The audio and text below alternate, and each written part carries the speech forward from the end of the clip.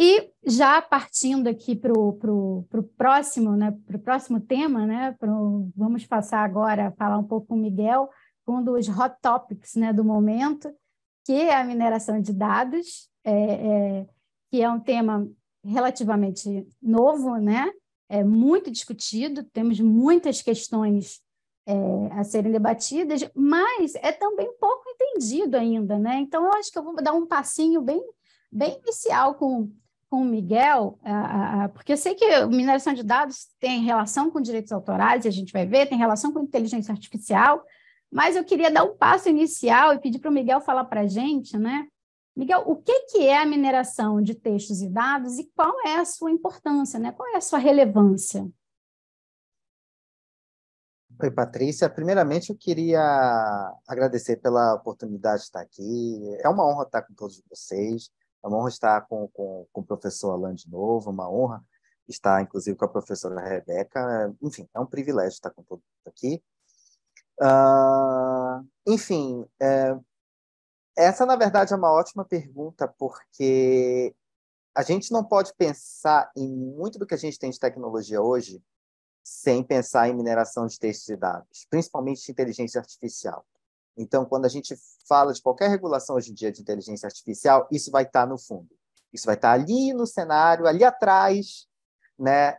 Tudo que afeta a inteligência artificial acaba implicando um pouco na mineração de textos e dados. Por quê? A mineração de textos e dados, ela nada mais é do que...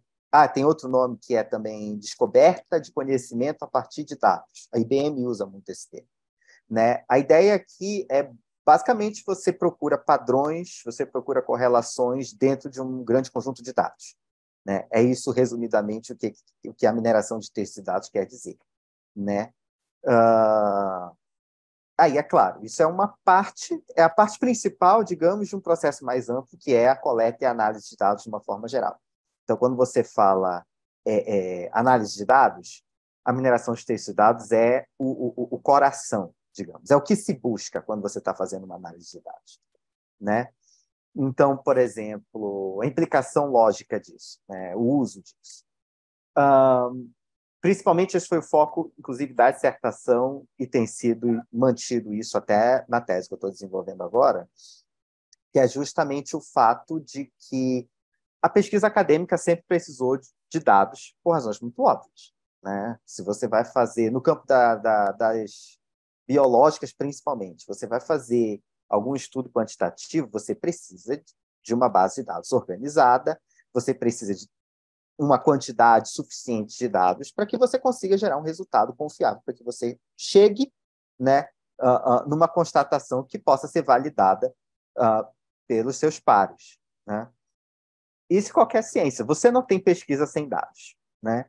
E quando a gente tem uma evolução nos métodos de coleta e você tem o surgimento de ferramentas que permitem fazer essa análise de forma cada vez melhor, e eu estou falando até de tecnologias, eu não vou chamar de rudimentares, mas eu vou dizer que são ferramentas que estão com a gente há um bom tempo. Eu vou falar do R, eu vou falar do Stata.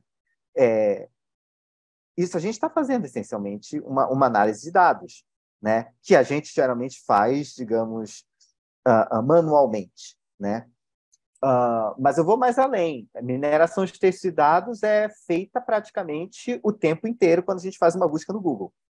O Google nada mais é do que um aplicativo, um serviço baseado fundamentalmente na mineração de textos e dados, né?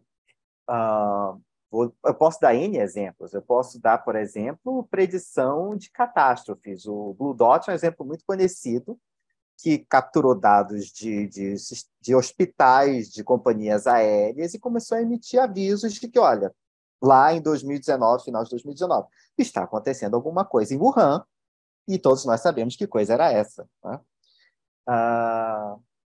Antes de todo mundo, né? E por aí vai. São N exemplos que eu posso dar na academia, são N exemplos que eu posso dar em serviços. Toda vez que a gente fala agora em Big Data, toda vez que alguma empresa falar de Big Data Analytics, coisas assim, eles estão usando mineração de textos e dados, porque ela é necessária para que essa análise resulte em alguma coisa, né? Então, dá para dizer que é basicamente algo que está na fronteira não só da pesquisa científica, de uma forma geral, como do desenvolvimento de quaisquer bens e serviços hoje em dia. Qualquer pesquisa de marketing vai usar mineração de textos e dados. Qualquer inteligência artificial faz mineração de textos e dados para aprender, entre aspas, né, a executar as funções que ela se propõe a executar. Ela precisa ser treinada com dados e esse treinamento envolve encontrar padrões nesses dados. Mineração de textos e dados. Então, os usos disso na tecnologia e o potencial que isso tem para a inovação tecnológica eu diria, ilimitado. Eu diria que é a fronteira atual da inovação, é o aprimoramento dessa coleta e análise de dados. Gente, Miguel, super, super relevante. Então, eu até faço aqui uma retificação, que, enfim, a mineração de dados em si, ela não é algo recentíssimo, porque ela está vinculada intrinsecamente, né, com a internet, desde que nós chegamos, desde que a internet chegou, já tem o que se faz. Agora, o recorte hoje, né, o que está recente, o que trouxe esse tema específico é esse recorte que se deu, né, com as questões, o aumento da quantidade de informações que se tem na internet, né, para gerar essas pesquisas, a gerar essas coletas, os usos, as possibilidades de novas ferramentas de como usar esses dados, de como analisar esses dados, né, é isso que inteligência artificial, né, esse que é o tema super atual, super, super legal. E aí, trazendo já esse tema para os direitos autorais, né, eu puxo já para a segunda pergunta, que é quase que uma dobradinha. Primeiro, como que a mineração de dados, né, essas técnicas, né, ela se relaciona com os direitos autorais, e especialmente no âmbito, por exemplo, né, das músicas, das artes, como esse assunto se relaciona à regulação da inteligência artificial, né? Você tem como fazer essa análise para a gente?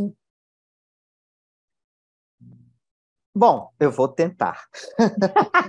Bom, vou partir do que foi tratado na dissertação mesmo. A grande relação que o direito autoral tem com a mineração de textos e dados hoje é que muitas pesquisas e muitos serviços que usam mineração de textos e dados precisam de material que, mesmo sendo factual, mesmo ele não sendo protegido por direito autoral, ele está inserido em uma obra que é protegida por direito autoral. Vou dar um exemplo. Vamos dizer, isso já aconteceu. Vou dar uma aplicação real que eu já vi na academia. Principalmente na literatura, né? Nas áreas de letras. Se eu quero fazer uma análise, por exemplo, uma revisão de literatura, na verdade, né? E buscar, por exemplo, padrões no tratamento, por exemplo, da mulher, no retratamento de mulheres, né? Na ficção, na literatura de um determinado país ao longo de um determinado século, né? Uma pessoa, uma equipe de pessoas não vai ser humanamente capaz de fazer isso dentro de um período exequível. Então, muitas vezes, essas técnicas automatizadas de mineração de textos e dados conseguem encontrar os padrões necessários em um tempo razoável para que o pesquisador, aí sim, intervenha e faça a análise que é devida, né? Então, eles ajudam muito a resolver essa questão do tempo e do acesso e da análise prévia, pelo menos, do material que existe e que é relevante para a pesquisa, né? Mas a lógica aqui eu estou estudando literatura, então isso quer dizer que eu preciso de livros. Eu vou copiar esses livros, eu vou inserir esses livros numa base de dados, mesmo que só trechos, tá? Eu vou Agora é uma questão técnica. Eu vou pegar esses documentos, digitalizar, muitas vezes eu posso adaptá-los para algum formato que a máquina precisa ler, né? Isso é adaptação. Todos esses passos, de alguma forma, são ações que dependem, pela lei, de autorização prévia e expressa do titular de direitos. A gente está falando de reprodução, comunicação ao público, a gente está falando de adaptação, etc. E tem outra questão também. Eu terminei a minha análise, eu tenho os dados de pesquisa ali prontos, E agora, como é que os meus pares vão verificar a validade do que eu descobri, a validade da minha pesquisa? Eles precisam também ter acesso a esses dados, eles muitas vezes precisam ter acesso à base de dados. Ou seja, eles precisam ter acesso às obras, ou o que sobrou das obras, né, que está nessa base de dados, que está nesse repositório. De novo, eu vou até além. No direito autoral brasileiro, especificamente, a própria inserção de uma obra em um banco de dados também necessita de autorização prévia expressa do titular. Então, a gente se vê numa situação, e aí eu vou expandir, né? Se todo o uso de mineração de terceiros dados que precisa do acesso a uma obra, a obras protegidas, precisar de autorização de todos os titulares, né? E tem casos muito mais tranquilos em que a pessoa só quer fazer um documentário, fazer só uma coletânea de cenas de alguns filmes, e já é muito difícil conseguir autorização. Imagina quando a gente está falando de processos que precisam de milhares de exemplares. A gente está falando de pontos de dados, que é como eles falam, né? Que é como se fala. Por exemplo, vou colocar assim, cada livro nos dá alguns data points, que eles chamam, né? Algumas origens de dados, né? E eu preciso de milhares de dados. Como eu vou conseguir a autorização de todos os titulares? Como é que eu vou descobrir quem são todos os titulares, né? Então, isso inviabiliza a pesquisa ou, o que também é um problema, me obriga a procurar algum repositório que seja considerado mais seguro, no sentido de que é muito pouco provável que eu seja processado por causa disso. É muito pouco provável que haja algum tipo de represália em âmbito judicial. Só que essas bases de dados vão ser muito limitadas, vão provavelmente ter um viés inerente muito grande, então isso vai levar a resultados, obviamente, que não correspondem à realidade, né, dos fatos. Ou seja, pesquisas incompletas, incorretas. E a gente extrapola, porque na dissertação também abordei muito o uso mesmo de desenvolvimento de tecnologias. Então, eu fui para além da própria academia e fui realmente para o âmbito mais comercial.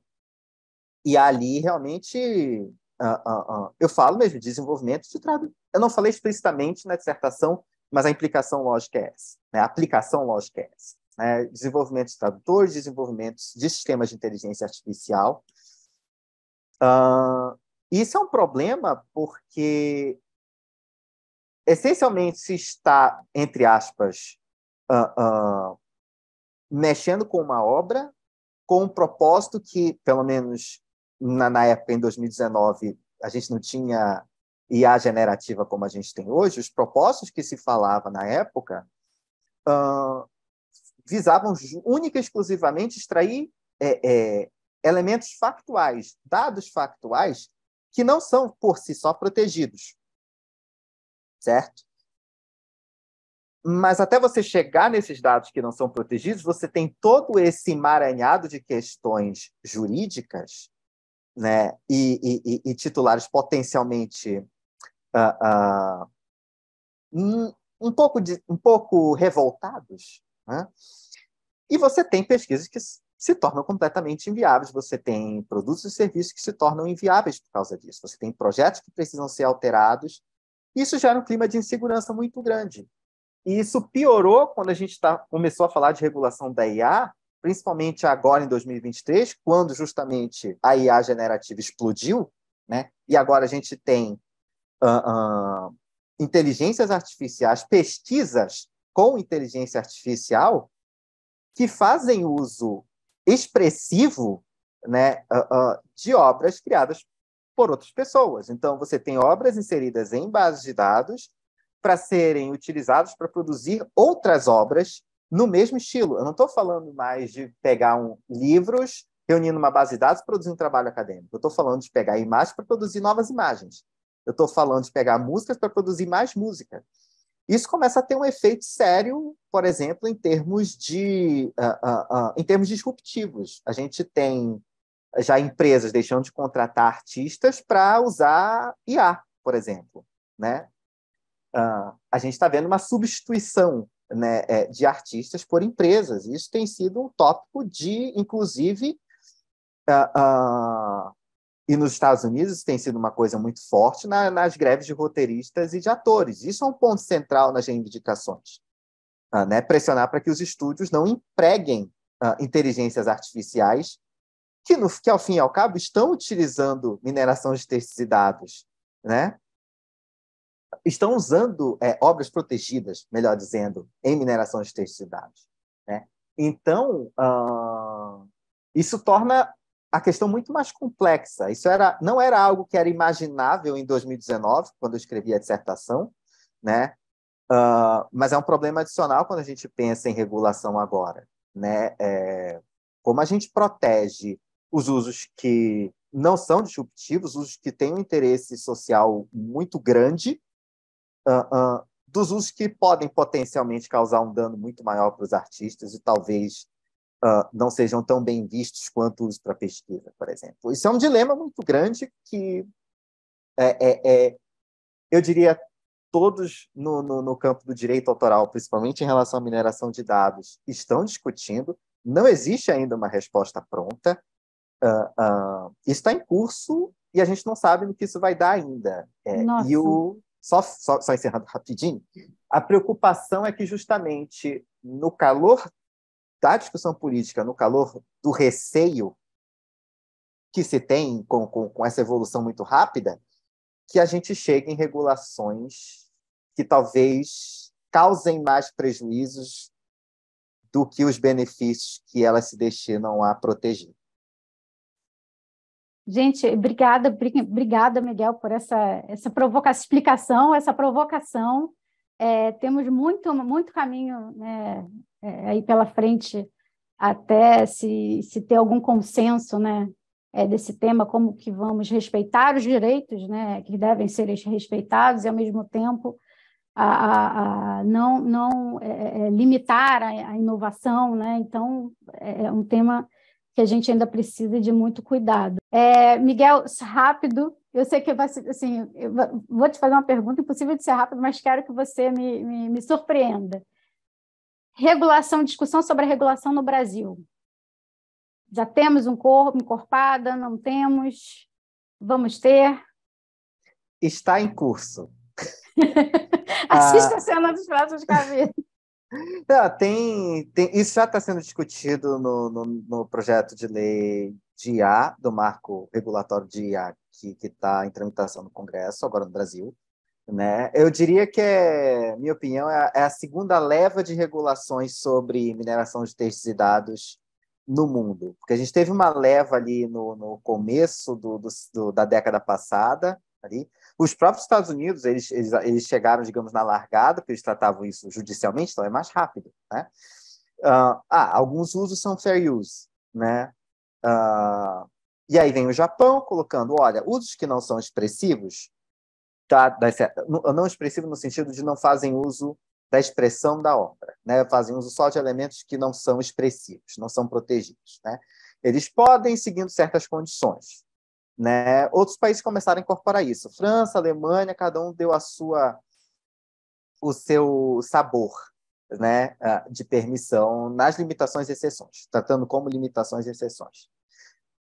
Mais recentemente agora, final da década de 2018, 2019, 2017 para frente, a União Europeia incluiu isso na diretiva mais recente de direitos autorais. O Japão atualizou a lei para expandir mais ainda, né? Enfim, Singapura incluiu, outros países começaram a incluir isso. A gente tem posição, salvo engano, Israel não tem isso positivado, mas acho que já houve comentários a respeito de que sim, mineração de textos e dados pode ser enquadrada como fair use. E aí a gente chega no outro momento, que é justamente, a Rebeca colocou muito bem, então eu não vou me repetir, esses casos recentes que estão aparecendo no campo da música, no campo das artes visuais, tem o caso do Getty Images também, que está acontecendo na Inglaterra, mas também também entraram com uma outra ação paralela aqui nos Estados Unidos. E o caso da Sarah Anderson, que a Rebeca citou muito também, com uma outra autora, que eu não consigo lembrar o nome agora, processando diversas IAs, diversas empresas que fazem uso de IA. Acho que não é só OpenAI, acho que é Stability AI também. E é isso. A gente está no momento... também, África do Sul, isso foi uma pauta que tem aparecido nas discussões também. Alguns autores, alguns governos, algumas autoridades representando certas regiões também já manifestaram preocupação com relação ao uso de obras por IA nesse sentido. Então, eu acho que a gente está no momento que é não de virada de chave, mas é um momento em que, voltando para o Brasil, obviamente o Brasil ele é afetado por essas discussões que estão entrando. Eu tenho praticamente certeza que isso já está sendo alvo de discussão no Congresso Nacional, como tem sido no mundo inteiro, né? A gente está discutindo isso em termos de limitações e exceções, no sentido de estabelecer que o uso de TDM, mineração de textos e dados, deveriam ser permitidos pelo direito autoral, né? Mas isso vai render ainda muita discussão no judiciário, vai render muita discussão no legislativo, vai render muita discussão, e acho que é um ponto muito importante, nas discussões em âmbito privado. A gente está falando aqui de arranjos institucionais, a gente está falando de políticas de gestão de dados, a gente está falando de acordos entre sindicatos e associações enfim, de representantes de grandes estúdios, etc. Então, assim, eu aguardo em cenas dos próximos capítulos. Ou seja, ainda vai dar muito pano para a manga.